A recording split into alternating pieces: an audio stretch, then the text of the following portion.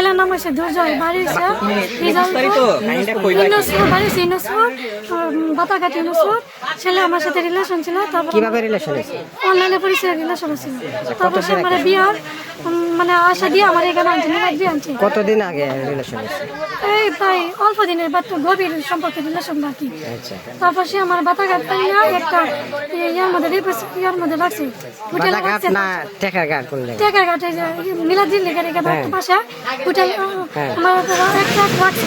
রাখার পরে আমার বলছে সকালে তার বাসা নিয়ে যাইব, নিয়ে তার এক দুলাভাই লেগে আমার বিয়ে করবো।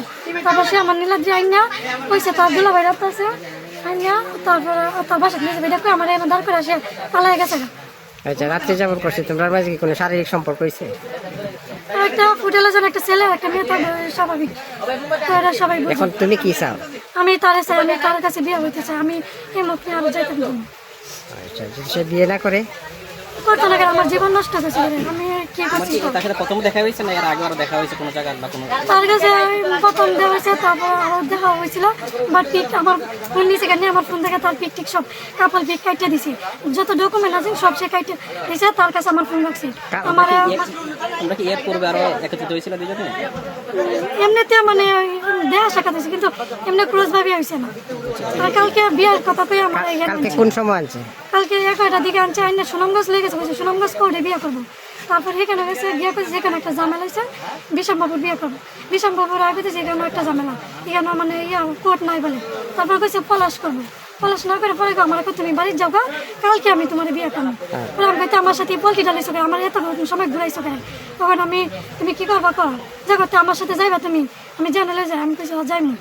আমি বাতাঘাট নিয়ে তোমার বিয়ে করবো, এখানে আমরা 2-3টা কাজী অফিস আছে, আমার ফ্রেন্ড সার্কেলও আছে। আমি বলছি ঠিক আছে। তারপরে এখানে আজকে এখানে থেকে আমরা হোটেলের মধ্যে কালকে বিয়েটা করবো, কালকে আমার বাসা থেকে যাবো সরাসরি।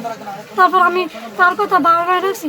তারপর এখানে এসে আমার ফোন নিচে গেল নিয়ে, তারপর রাত্রে আমি কইছি দেখো আমার সাথে বলছিল তে, কিন্তু এটা বড় ধরে জামাল হইতে পারে, কারণ আমি একটা মেয়ে মানুষ।